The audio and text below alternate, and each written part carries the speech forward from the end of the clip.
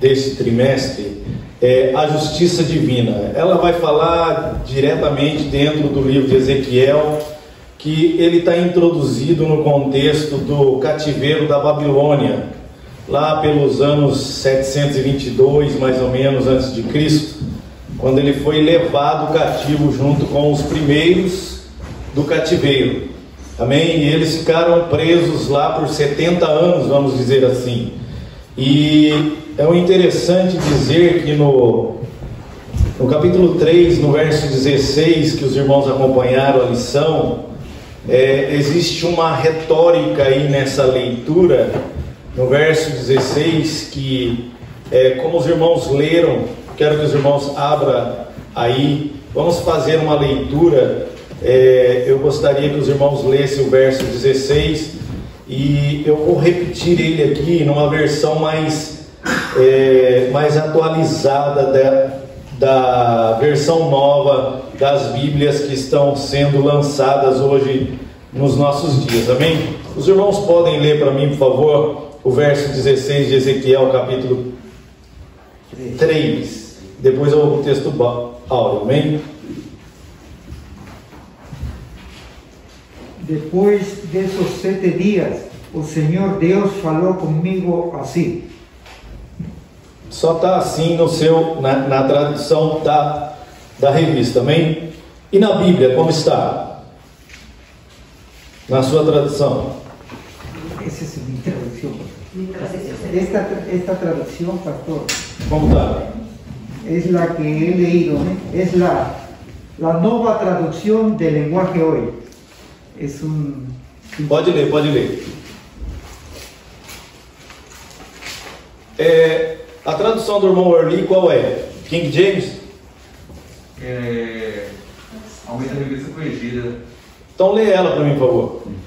E sucedeu que, ao fim de 7 dias, veio a palavra do Senhor a mim, dizendo: Termina aí o versículo, certo? Filho Dizendo: do homem, eu te dei por atalaia sobre a casa de Israel. Aí já é o verso 17. Sim. Então tá. Irmão. Vou ler de novo, pastor. Depois desses 7 dias, o Senhor Deus falou comigo assim. Termina o versículo aí, tá vendo? Então agora numa nova versão, na nova atualização da Bíblia, diz assim: ao fim dos 7 dias, a palavra do Senhor veio a mim nos seguintes termos: Filho do homem, disse ele, eu te constituí sentinela sobre a casa de Israel. Por este motivo, ouve com atenção a palavra que te digo e transmite a esta nação toda a minha advertência. Aqui é só o versículo 1. Os irmãos estão vendo como que dá uma divergência entre as versões bíblicas? É como você pegar o livro a carta de Romanos. Muitas pessoas fazem algumas analogias e levam o pensamento daquilo que Paulo está ensinando lá na carta de Romanos para um outro lado. Ele diz assim que quando o povo, lá, numas novas versões que estão saindo agora, leva a pessoa a pensar que quando a contagem do povo escolhido, ou seja, dos crentes se fecharem, nós seremos arrebatados. Então existe um número específico de crentes para serem salvos, para daí acontecer o arrebatamento. Então nós temos que tomar cuidado com versões, irmãos. Não somente com as versões, mas também com a linha de pensamentos que estamos tomando em relação à leitura bíblica. Amém? Nós vamos estudar nesse trimestre a respeito de Ezequiel. Ele está falando sobre a justiça de Deus sobre o povo.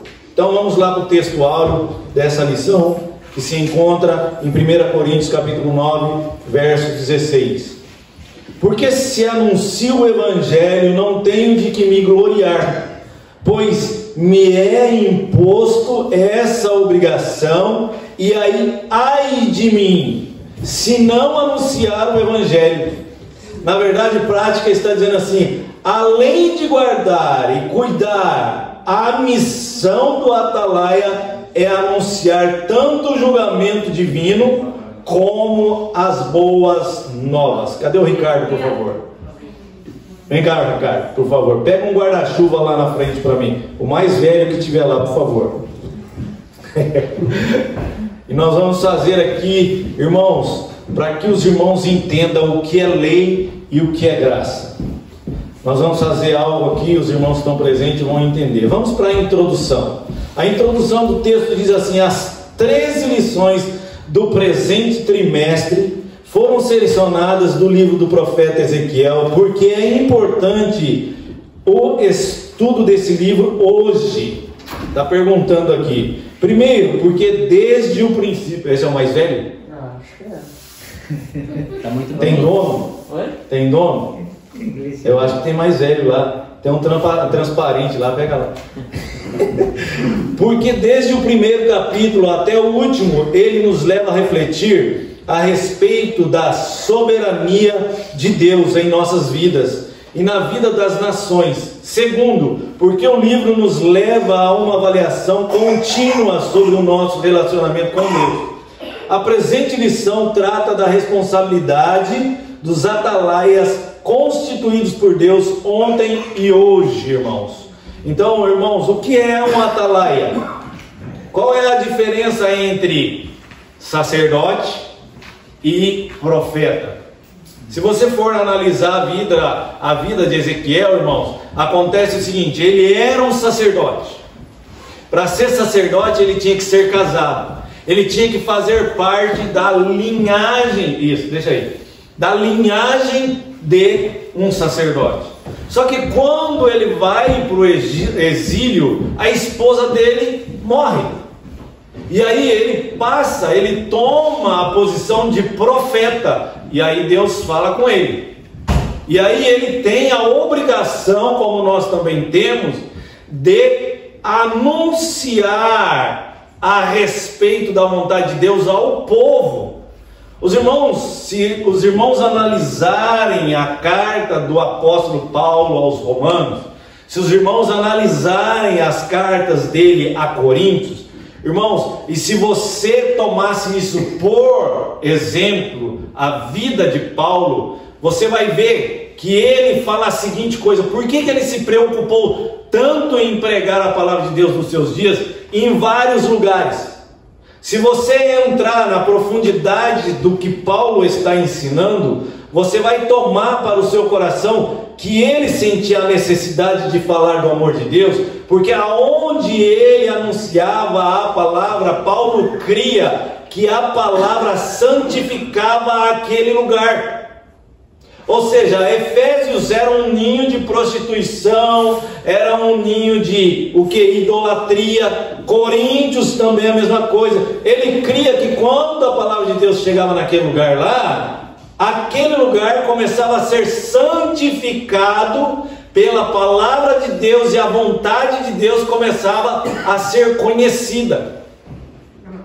É por isso que Deus coloca no coração de Paulo. Paulo começa a ensinar as pessoas dos seus dias e aos seus discípulos a necessidade de pregar a palavra de Deus não só dentro da igreja, mas fora da igreja. Por quê? Para levar a santificação.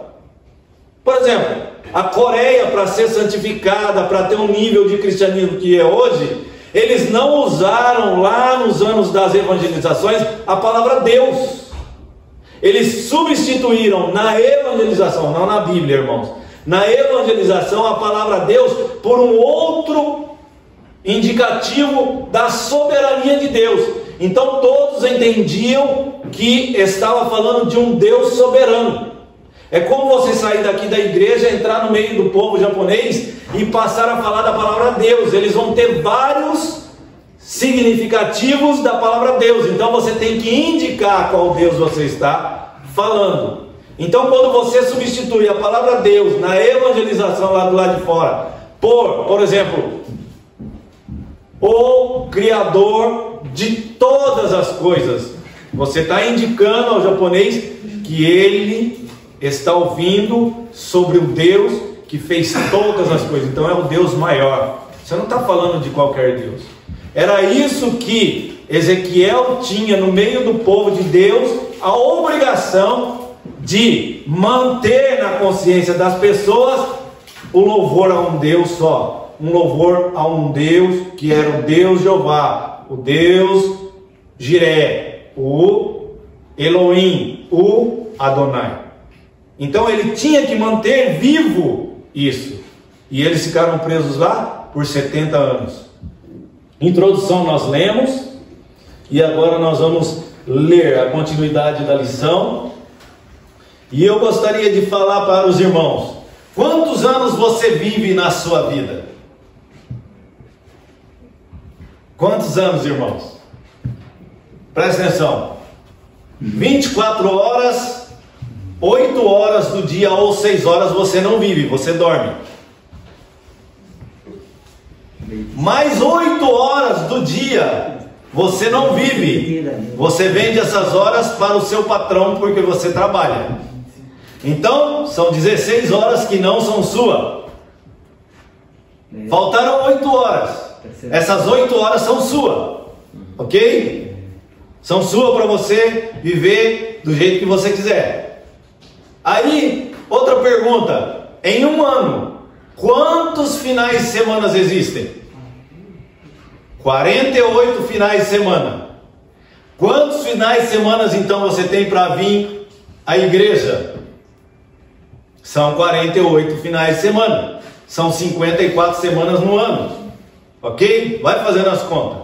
Desses 48 finais de semana, se você multiplicar por 25 e depois você calcular quantas horas desses 25 anos você entrega a Deus da sua vida, dá 2.188 horas em 25 anos, irmãos. Você está vendo como que é muito pouco para Deus? Então as melhores horas das suas vidas é quando você as entrega a Deus. Se você não for bom de matemática, se você não começar a fazer cálculos e ver como que você está empregando a sua vida a Deus, irmãos, você está perdendo tempo. Você está dedicando 16 horas a nada, porque elas não são suas. E as 8 horas que ainda te resta, você está vivendo mal vivido. É importante nós pararmos e analisarmos isso. Como Ezequiel vivia? Como é que Jesus vivia? Hoje nós falamos assim: olha, Senhor, transforma a minha vida. Mas nós queremos que Ele transforme a nossa vida conforme nós assim queremos. E não é assim que a palavra de Deus nos ensina. Sobre o livro de Ezequiel. O livro de Ezequiel antecipa a tradição apostológica das Escrituras e pode ser dividido em 3 partes principais. A primeira, os capítulos de 1 a 24, a segunda, os capítulos 25 a 32, e a terceira, os capítulos 33 a 48. Primeira parte, essas profecias foram entregues ao profeta antes da destruição da cidade de Jerusalém, do templo, e ocupa os primeiros 4 capítulos do livro. Nessa parte está a visão inaugural do ministério profético de Ezequiel, do 1 ao 3, quando recebeu a visão da glória de Deus. Os discursos dessa primeira parte do livro são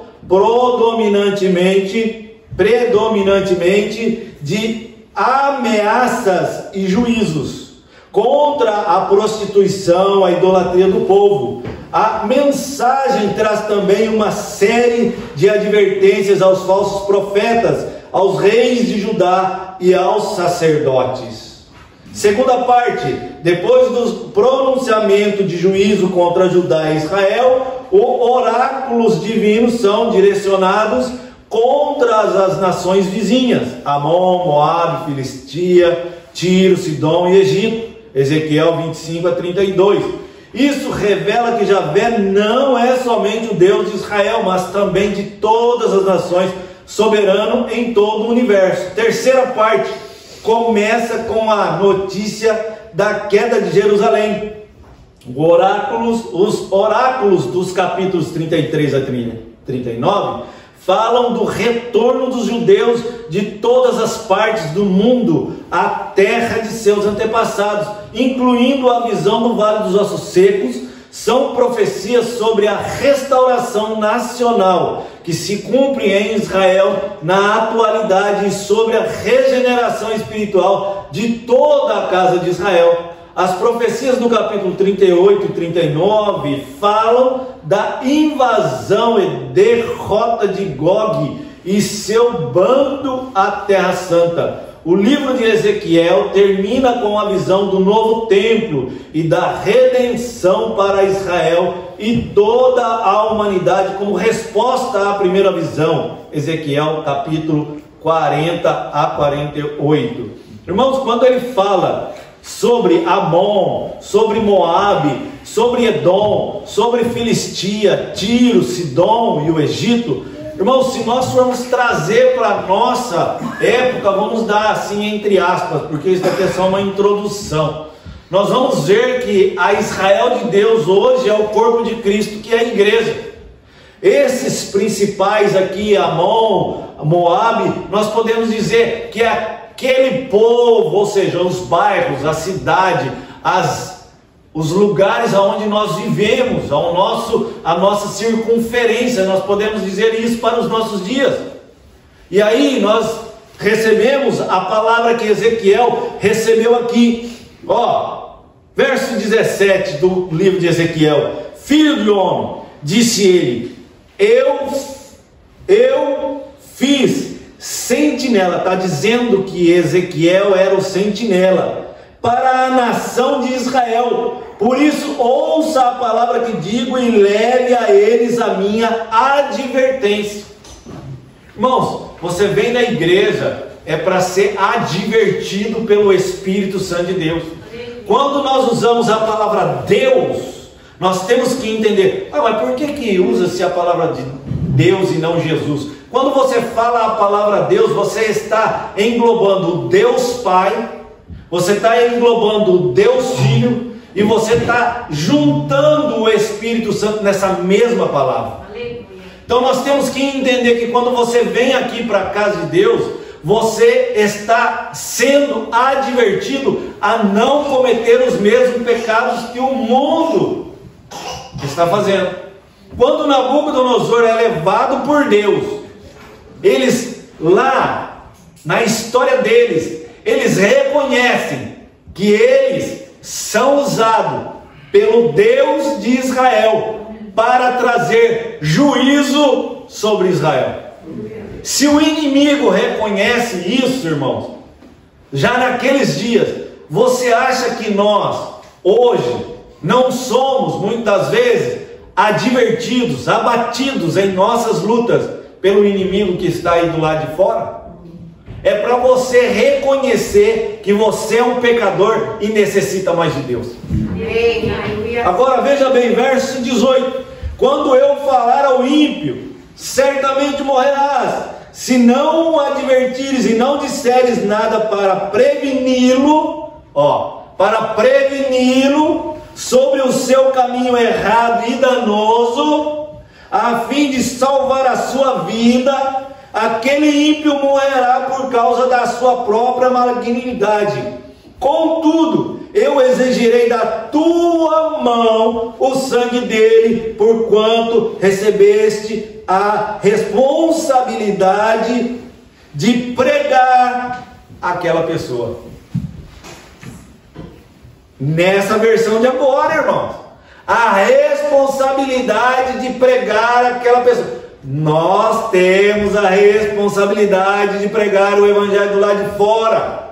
Alguns estão se escondendo de trás de uma câmera, lançando para a rede social, que foi uma das nossas lições aqui da revista passada, e ali querendo fazer-se um start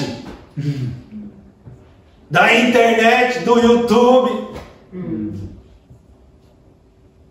E aí, irmãos, existe uma advertência. Será que nós estamos alcançando a quem nós deveríamos alcançar? Ou apenas aqueles que estão adicionados nos nossos contatos? Irmãos, eu estou aqui, eu e minha esposa, desde as 11 da manhã. Eu andei com o carro falando da palavra de Deus desde as 11 da manhã. Era para ter vindo ontem, até avisamos semana passada, né, pastor, que haveria evangelismo ontem, mas eu fui vacinado e tive febre.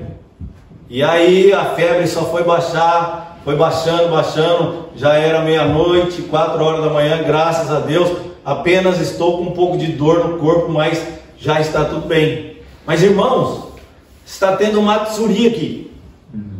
Os irmãos sabem o que é matsuri. Aquela renca de gente carregando o Deus do bairro. Sim. Você sabia que aquilo que eles estão fazendo aqui hoje é o Deus do bairro? Eles acreditam naquele Deus ali? Daquele bairro, cada bairro aqui no Japão, cada cidade no Japão, cada bairro tem um Deus. E eu passei no meio daquele povo, eu falei para minha esposa assim, ó, se fica quietinha aí, preparada, porque senão nós vamos ter que sair daqui. E aquele povo, com aquelas bandeirinhas penduradas nas suas casas ali, eles paravam e ficavam olhando assim. E a palavra de Deus estava falando o quê? A Bíblia diz. O carro estava falando em cima, a Bíblia diz. Teve alguns irmãos aí que escutaram de dentro das suas casas. Irmãos, eu não tenho medo. Eu não tenho medo de pôr um folheto, eu não tenho medo de sair na rua. E aí, quantas pessoas foram alcançadas que elas necessitam de salvação, e quantas pessoas ouviram a palavra de Pedro, que está no capítulo 8 do livro de Atos, que só há salvação em Jesus Cristo. Aleluia. Não é hora de nós ficarmos só na rede social. Não é hora de ficarmos só atrás do púlpito, sermos teólogo. Ezequiel não estava preocupado com a sua posição mais, irmãos. Vamos lá, vamos andar um pouquinho mais para frente aqui. Aleluia. Sobre o profeta, tópico 2. As poucas informações sobre a vida pessoal de Ezequiel estão nos relatos entrelaçados nas profecias registradas no livro. Ele não é mencionado nos outros livros do Antigo Testamento. Identidade: seu nome em hebraico é Ezequiel, fortalecido por Deus, e não aparece nos relatos dos reis e das crônicas. E o pouco que se sabe a respeito dele é que lemos nos livros que leva o seu nome. São alguns detalhes de sua vida pessoal, e esses fatos aparecem para ilustrar a situação exílica de seus compatriotas na Babilônia. Ezequiel capítulo 12. Ele viveu entre os exilados da Babilônia, Ezequiel 8:1, 21, e iniciou seu ministério ali, no cativeiro, quando completou 30 anos de idade. Quantos anos Jesus Cristo iniciou seu ministério? A um profeta era dado o direito, ou seja, a liberdade, se ele era realmente um profeta, de iniciar o seu ministério com 30 anos. Então nós temos em toda a Bíblia exemplo, e estamos ainda cometendo erros. Estamos deixando a igreja cometer erros. E aí, o que acontece? Estamos sofrendo com os erros que estamos cometendo. Irmãos, isso é uma advertência. Preste bem atenção. Ele viveu entre os exilados. O início do ministério, ali no cativeiro, quando completou 30 anos. Olha só, vai prestando atenção. No 30º ano, ele falou, no 30º ano que eu estava, não se sabe a data exata do fim do seu ministério, mas com base nos dados cronológicos apresentados no livro, sabemos que o seu ofício durou cerca de 22 anos. Ele morreu muito novo, mais ou menos com 52 anos, irmãos. Sabe por quê? Irmãos, presta atenção na vida de um pastor que se entrega nas mãos de Deus. Presta atenção na vida dele. Os sentimentos de Deus, ele começa a sentir. Quando os irmãos vêm aqui louvar com os sentimentos de entregar uma mensagem, através do louvor, representando o sentimento de Deus. Neste louvor, a igreja sente o mesmo sentimento que o Espírito Santo sente de Deus na sua vida. Glória a Deus. Era o mesmo sentimento que Ezequiel tinha lá no exílio. Sabe qual que era? Que Deus, quando falava com ele teria que transmitir a palavra de Deus. Ele mostrou ao povo que enquanto estava lá em Israel, adorando a Deus, alguns fizeram uma parede dupla no templo e fizeram uma porta, e do lado de dentro, esses pintaram a idolatria pelo lado da parede e eram idólatras, aquilo que Deus abomina. Em uma visão, Ezequiel foi levado ao templo e do lado... Os irmãos lerem o livro, os irmãos vão ver que existe isso relatado no seu livro. Procedência: Ezequiel era de Jerusalém, pertence a uma família sacerdotal, filho de Buzi. Ele foi levado para a Babilônia na primeira leva de deportados em 597 a.C. Pode ser que eu tenha errado aí numa data aí no começo da lição, irmãos. Quando o rei Nabucodonosor depôs Joaquim, trono de Jerusalém, levando-o para a Babilônia e pondo Ezequias, seu irmão, em seu lugar. Daniel estava também entre eles. Irmãos, Daniel e Ezequiel é da mesma época. Muitos falam assim: um profeta não conhecia o outro. Pode ser que não conhecia o outro, mas era da mesma época. Amém? Pode acontecer isso dentro da Bíblia. Por exemplo, é igual você olhar o livro de Juízes. Para você entender algumas coisas que a Bíblia diz historicamente, você tem que estudar o livro de Juízes. Para você estudar o livro de Juízes, você tem que estudar as crônicas, o livro de Samuel, o livro de Reis, e juntar tudo e fazer cronologia para você entender. Por que eu vou ler repetidamente o que está em crônicas e o que está em Reis? Para você entender o que realmente acontecia na vida de Israel.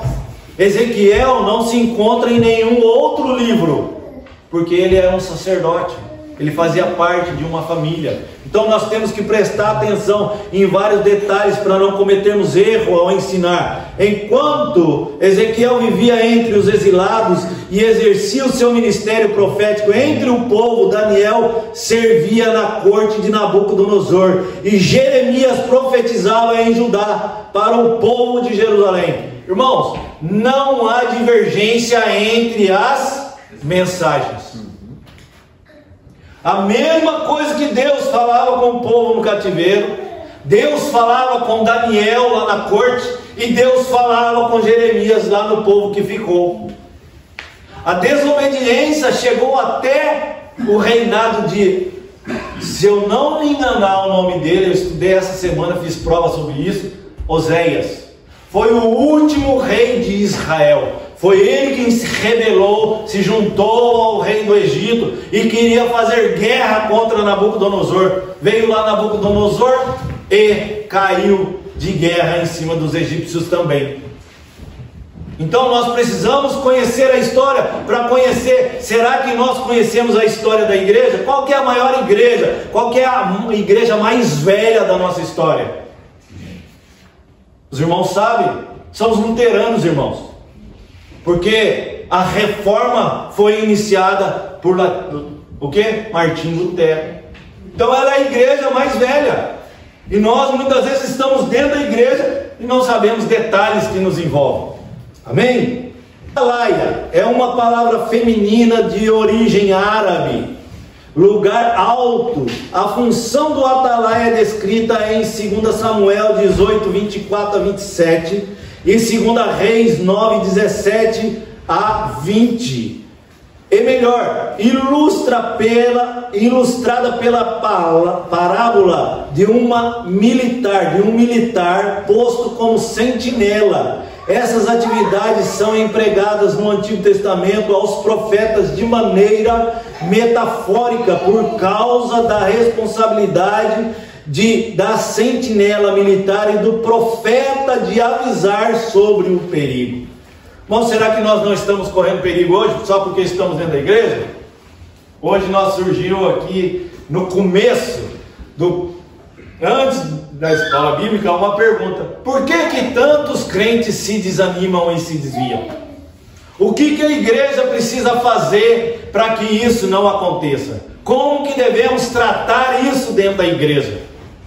Os irmãos já pararam para pensar nisso? Os irmãos já pararam para pensar como que isso é grave? E está acontecendo dentro da igreja? Será que nós não estamos agindo? Por exemplo, aqui no Japão, as pessoas são muito deficientes emocionalmente. Por exemplo, pessoas que partilham em dois pensamentos. Hoje está pensando uma coisa, amanhã está pensando outra. Recebe uma informação aqui, um ensinamento aqui, recebe um ensinamento lá do lado de fora. Hoje chega aqui e fala uma coisa, amanhã fala outra. Quem estão com pensamentos divididos, irmãos, corre o risco de cair nisso, desanimar e sair da igreja. Temos que tomar muito cuidado. O fim dos 7 dias. O profeta se refere à primeira visão com o qual inaugura o seu ministério profético, que ocupa todo o capítulo 1, a visão da glória de Deus. Há uma mudança brusca do gênero literário apocalíptico.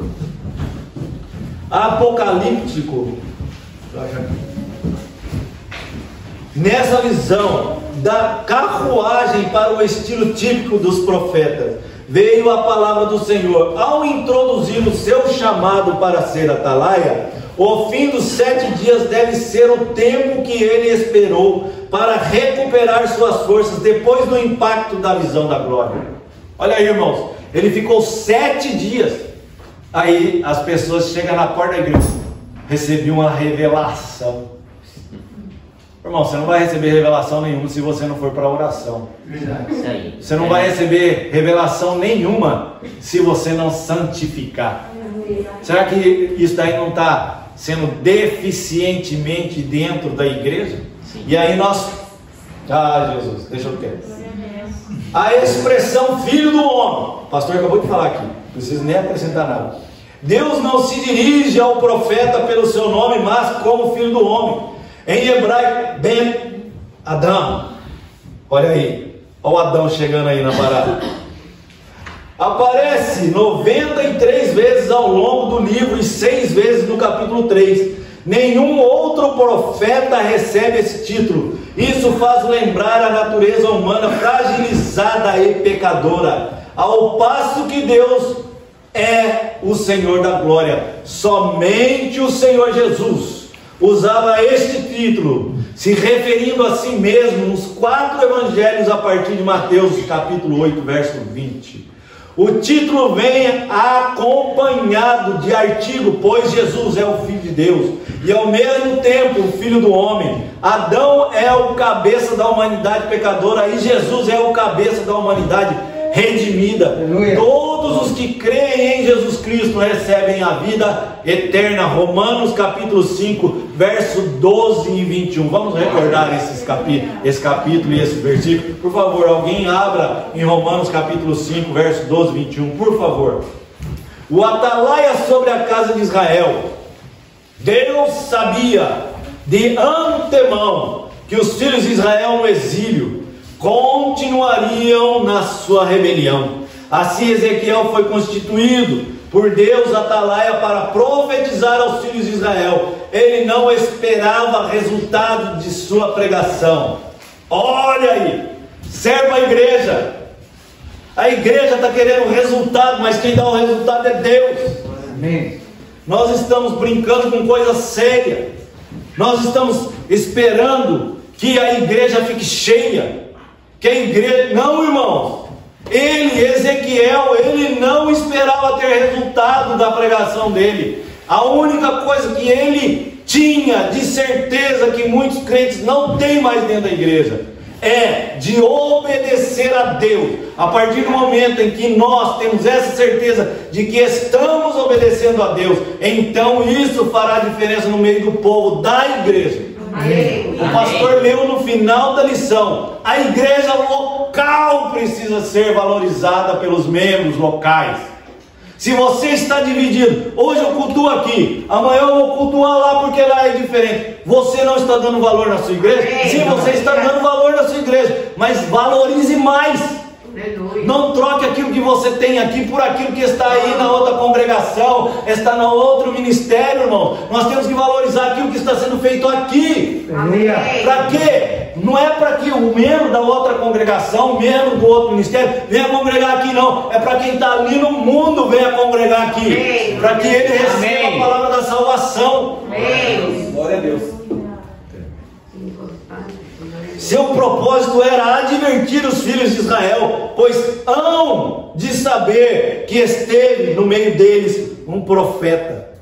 É o que precisamos. A igreja precisa ser reconhecida do lado de fora. O povo aí precisa saber de uma igreja viva, saber que aqui existe uma igreja, que as igrejas japonesas estão aí para eles serem, ali tem um crente.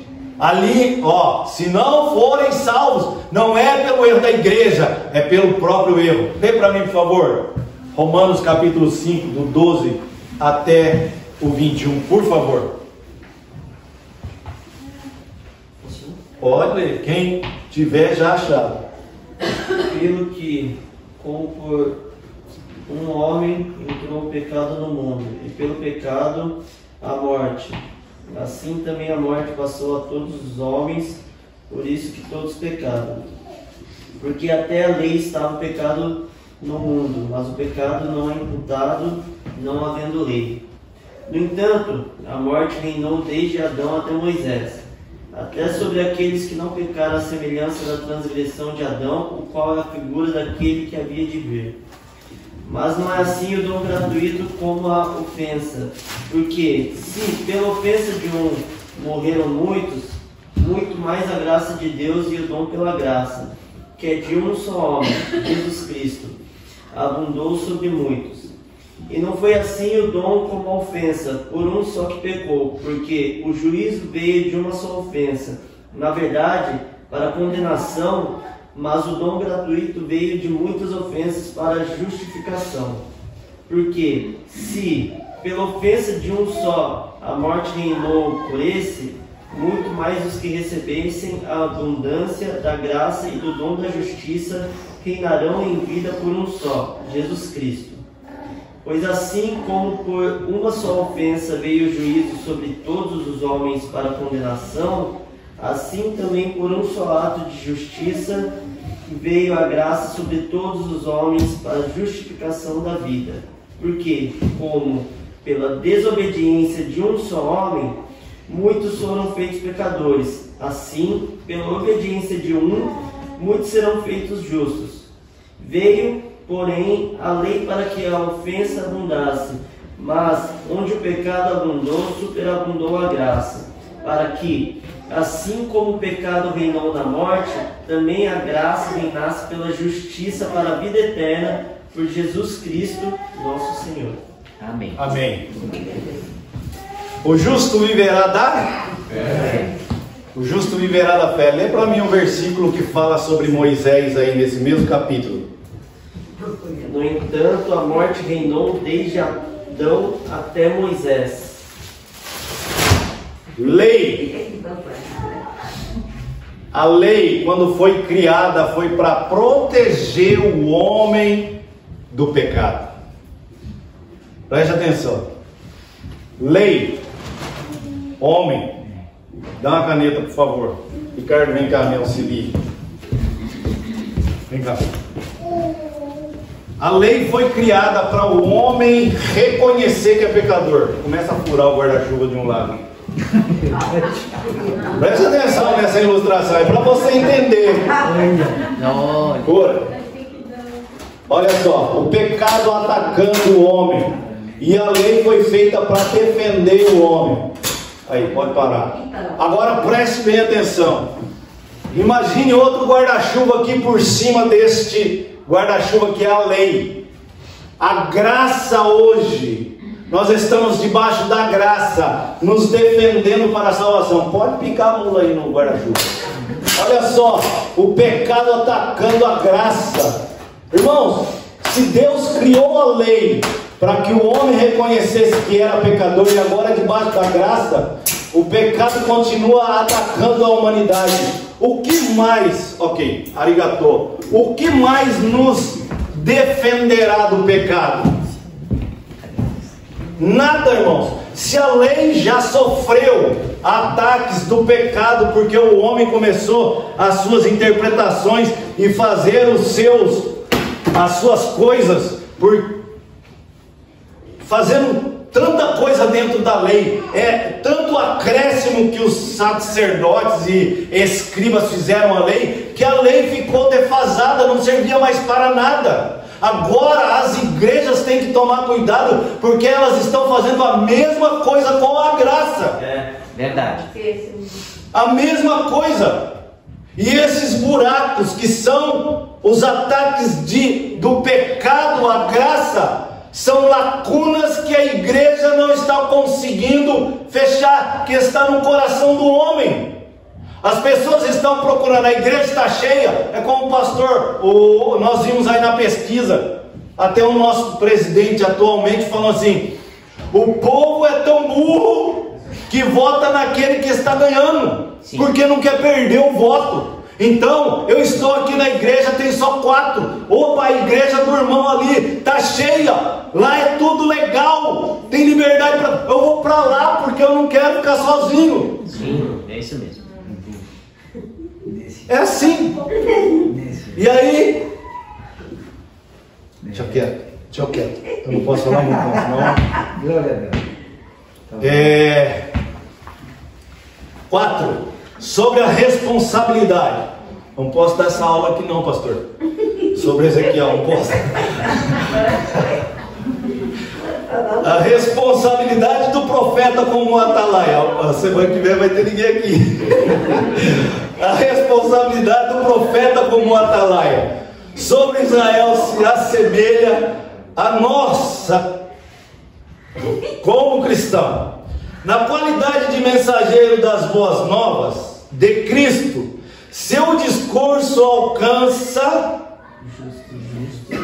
justos e injustos. A responsabilidade do cristão, verso 18. Só que antes, Ezequiel capítulo 2, verso 5. Apanha mais um pouco aí, por favor. Junto comigo. Mais um pouco comigo, por favor. Sendo assim, quer aquela nação amotinada ouça, quer não lhe dê atenção, ficará sabendo que um profeta esteve entre suas gente. Tem profeta de Deus aqui dentro, então se manifesta, irmão. Porque é o seguinte, você quer ser profeta para profetizar na vida do irmão dentro da igreja. Mas a maior profecia que tem, que é falar de Jesus lá do lado de fora, está negando. Nós somos o país mais crente do mundo. Só que infelizmente nós não conhecemos o Evangelho. Dentro de todos aqueles que são cristãos protestantes no Brasil, são poucos os que levam realmente a sério. Para você ver, no mundo muçulmano, ontem foi realizado a primeira missa cristã pelo Papa. Desde que quando se criou o islamismo e o muçulmanismo, ontem foi a primeira missa aonde muitos, não sei quantos milhões, acredito que 35 mil pessoas participaram. Foi a primeira vez que abriram um espaço para alguém falar, pelo menos entre aspas, de Jesus. E nós estamos dispostos como a atalaia de Deus nesse país, Japão, que você pode sair gritando sobre Jesus Cristo. Será que nós estamos, ou estamos arrumando desculpa? Não temos língua, não sabemos o Nihongo. Em que língua foi escrito algumas partes? Não foi nem em hebraico, irmãos. Não foi nem em grego. foi em aramaico, alguns livros do Velho Testamento, algumas partes. E aí nós ficamos arrumando desculpa, não sei ler, não sei falar. E aí, na realidade, sabe quais são as desculpas que eu vejo quando eu saio para evangelizar? Aqui dentro dessa igreja, não vou ter vergonha de falar, eu posso contar seriamente com um número de pessoas para entregar o folheto, porque o carro já faz o resto. 2 pessoas, seriamente, é o irmão Palomino e o irmão Walter, só. Você acredita nisso? Só que esse dom não é para todos. Só que o interessante é que quando a gente se volta para dentro da igreja, tem o culto dos jovens, tem o culto do círculo de oração, tem o culto de missões, tem o culto de Santa Ceia. E nós só vemos as pessoas aqui, eu estou falando de Maquinohara.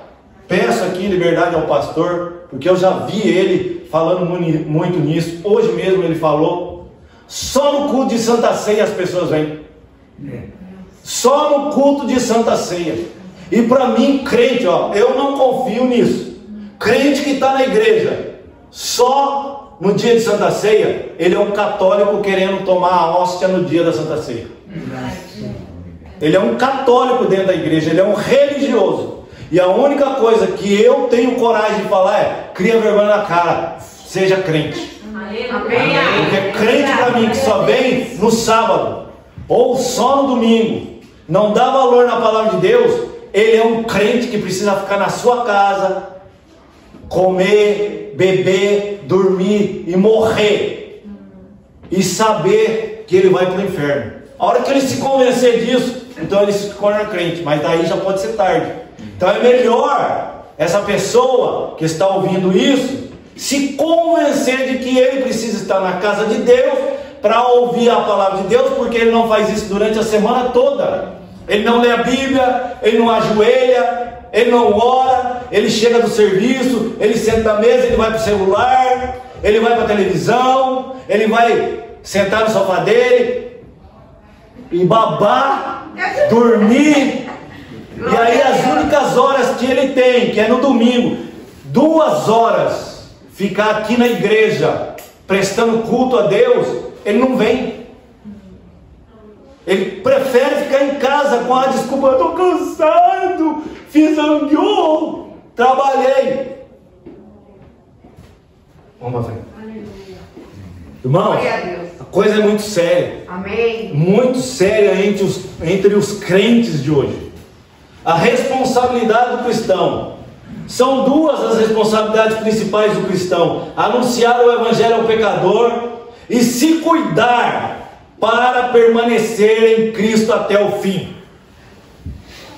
Se cuidar para permanecer em Cristo até o fim. Não adianta nada você falar para os outros de Cristo. Não adianta nada você, até aqui dentro da igreja, subir no púlpito quando o pastor te dá a oportunidade, falar da palavra de Deus, mas não testemunhar dentro da fábrica. Amém. Fala palavrão. O chefe fala assim para você: tem como você fazer esse serviço? Esse serviço não é meu. Serviço não é meu, para que eu vou fazer? Pede para outro. Irmãos, tem crente desse jeito. Tem crente que condena o outro à morte, sabendo que ele não é dono nem da vida dele, e está condenando o outro à morte. Nós temos que tomar cuidado com essas coisas. Se o atalaia não avisar o ímpio sobre o seu mau caminho e o perigo em que ele se encontrar, certamente o ímpio vai perecer e o mensageiro será cobrado diante de Deus. Está ouvindo aí, irmão? O mensageiro. Isso daqui não é só no Velho Testamento, irmão. Paulo está levando isso a sério no Novo. Paulo dentro da prisão. Se você olhar na carta de Romanos, ele vai falando assim: toda as sentinelas que me vigiavam, eu falei do amor de Cristo, e a cada 3 horas era um soldado que ficava junto com ele, aliviando ele, e ele não se negou em falar de Jesus a nenhuma. Não adianta a gente ser valente dentro da igreja. Não adianta a gente ser um teólogo dentro da igreja, mas não ser crente do lado de fora. Aleluia. Amém. Escreveu o apóstolo Paulo: e ai de mim, se não anunciar o evangelho. Então, e ai de nós, irmão, tem que falar assim. E ai de nós. Também é dever do justo perseverar até o fim, porque se ele ceder à sua justiça, não será levada em conta. Compra uma casa ou compra um carro e não paga a última prestação para ver se você não perde.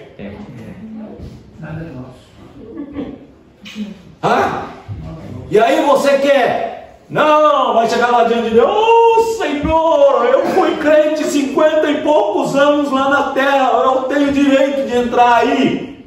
Ele vai falar assim: ó, apartai-vos de mim, vós que cometeis a iniquidade. É isso que Deus está falando. E aí, não vamos levar a sério. Vamos ficar sentados, gostosinhos, ar-condicionado, frio no verão, quente no inverno. E aí, você vai passar calor.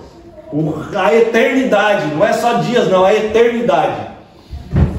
Também é dever do justo perseverar até o fim, porque se ele ceder à sua justiça, não será levada em conta, conforme ensina o Novo Testamento. Aí marca essas passagens, se você não tem a lição, e leia Mateus capítulo 24, 13, João capítulo 17, 12, 2 Pedro 2, 20 a 22. A responsabilidade do ímpio. Você está pensando que a responsabilidade é só do crente?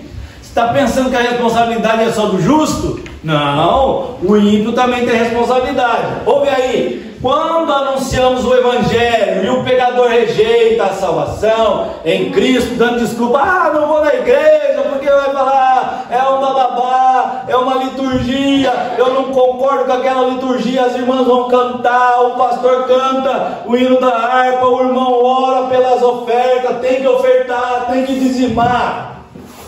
Desculpas desse jeito? Querido, e não vem para Cristo? Misericórdia. Tal rejeição vai testificar contra ele mesmo naquele dia. Está gostando aí? Amém. Deus disse a Ezequiel: quem ouvir, ouça, e quem deixar de ouvir, deixe. Mas faz a sua parte, crente. Faz a sua parte, igreja. A expressão usada pelo Senhor Jesus: quem tem ouvidos para ouvir, ouça, em Mateus capítulo 11, verso 15, em passagens paralelas, Marcos 7, 16, Lucas 14, 35, e em Apocalipse 13, 9, por favor, alguém abra Apocalipse 13, 9, é uma fraseologia similar que vem de Ezequiel. Isso significa que Deus é a fonte da profecia de Ezequiel e do evangelho que pregamos. A extensão da nossa responsabilidade. Olha aí, existe uma extensão. Quando o justo se desviar, precisa o quê? Igualmente ser alertado. É por isso que você está na igreja. É por isso que você está aqui ouvindo.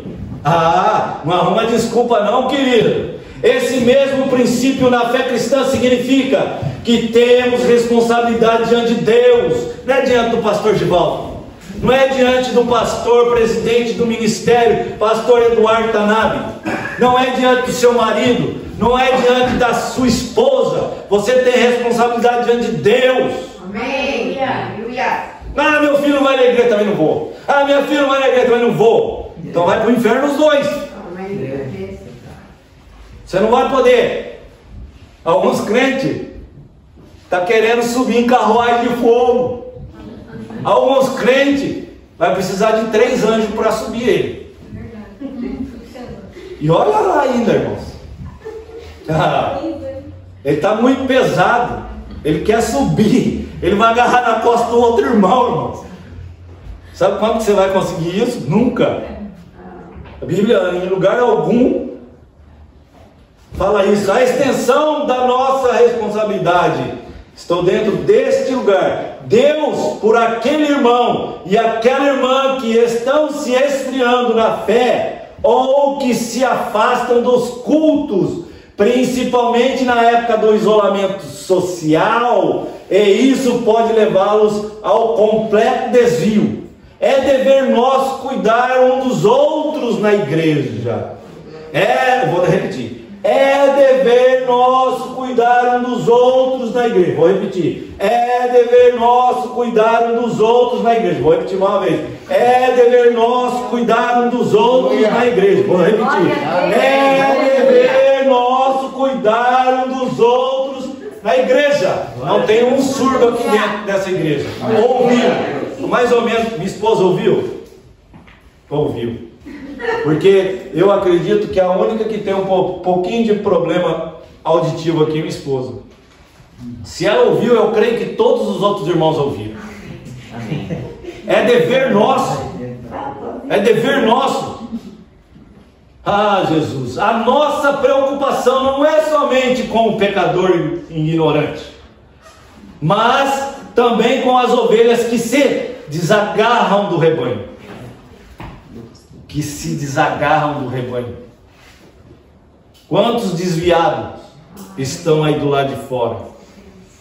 Quantas pessoas se desviaram por pouquíssimas coisas, irmãos?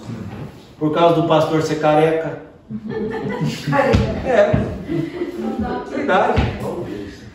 Por não gostar da aparência do pastor, por ter alguém branquelo como eu, pode ser um motivo. O jeito do camarada falar um pouco bravo assim. Eu não estou bravo não, irmão. Eu tô sério.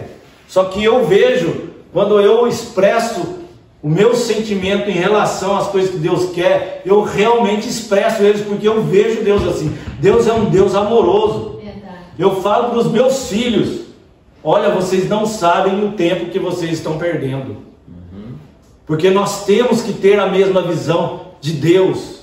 É a mesma coisa dos filhos. Está certo que muitos não têm o pai que merecem, mas nós temos que aprender com o pai que Deus nos deu. Os filhos que têm um bom pai, eles têm que ter a mesma visão do pai. Se eles olharem para o pai está trilhando o caminho certo, trilhando a rota certa, tome o pai como exemplo. Tem muitos filhos, sabe o que fazendo? Pegando qualquer um como exemplo. Aí depois cai na ribanceira.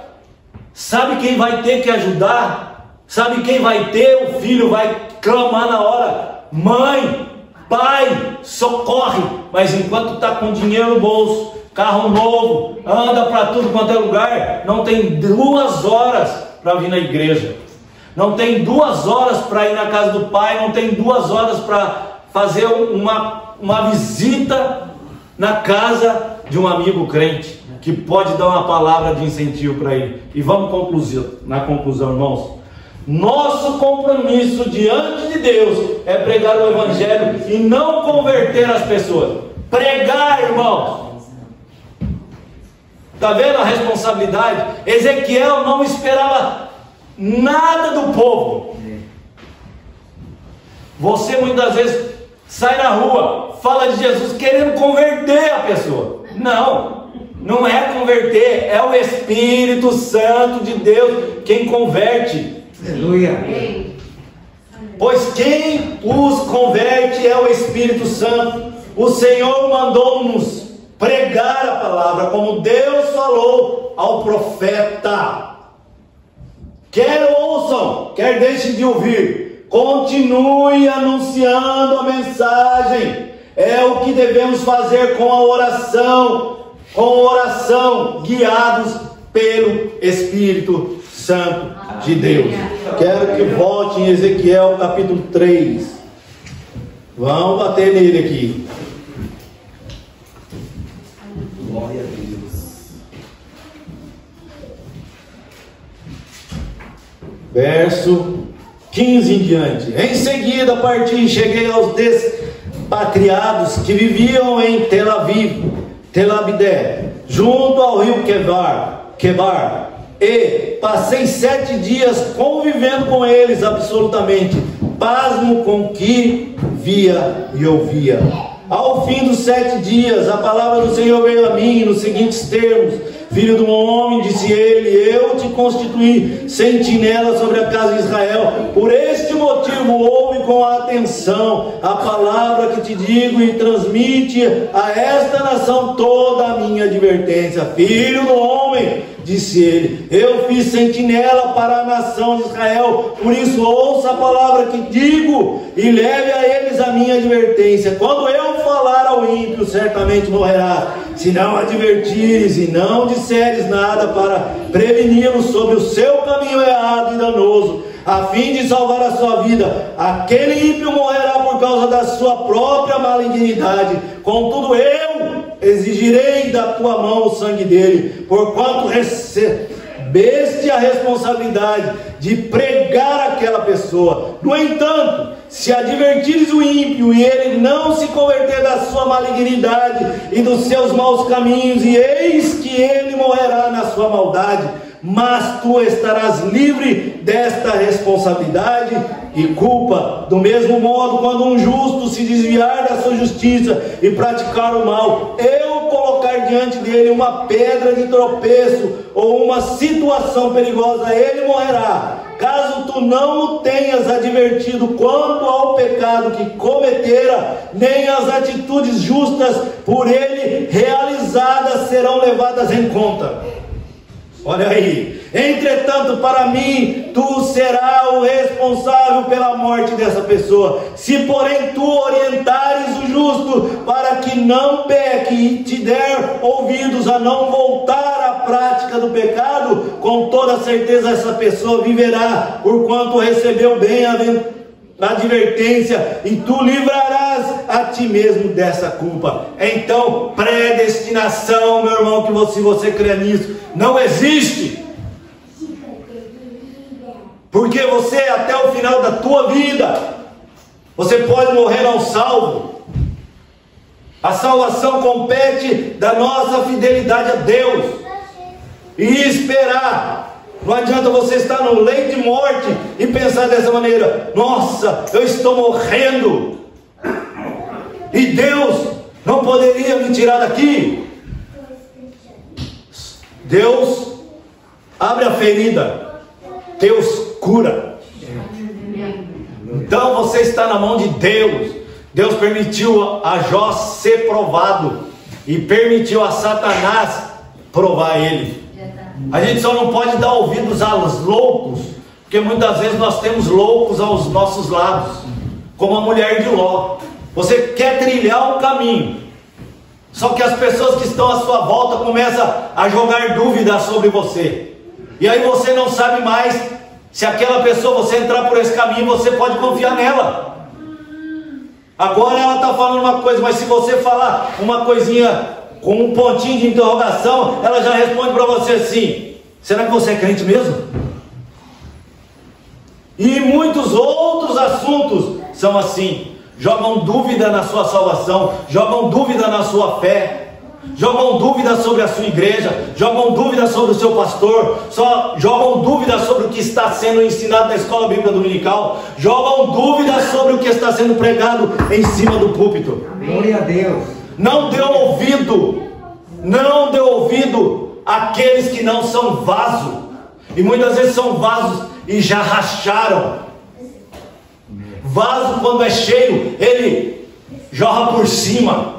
Ele está cheio e jorra por cima. Vaso rachado, ele se esvazia muito rápido. Sim. São esses que estão muitos no YouTube. Muitos pastores, me desculpo falar, eu perdi confiança. Muitos pastores renomados que estão dentro do YouTube foram candidatos a deputado. Eu, na minha opinião, me desculpa falar, a política está invadindo muitas igrejas e estão dominando o coração do crente. Quem rege a vida do crente é Deus, e não é política, não é presidente, não é deputado, não é senador, é Deus. Então é Deus quem vai fazer o melhor pelo mundo, é Deus quem vai permitir a aprovação, é Deus quem profetizou: haverá dia de guerra, e quando ouvires falar de paz, eis que o fim está próximo. temos que ser fixados na profecia da salvação. E não é na profecia de homens que dizem isso, dizem aquilo, e faz o povo agora ter dúvida daquilo que Deus está fazendo. Eu tenho uma visão. O homem pode ter cometido erro lá atrás, mas quem vai dominar ele é Deus, porque senão Deus mata. Sim. Deus mata, irmãos. Vamos colocar em pé. Se o pastor me permite, vou fazer uma oração. Logo após a palavra está com o pastor.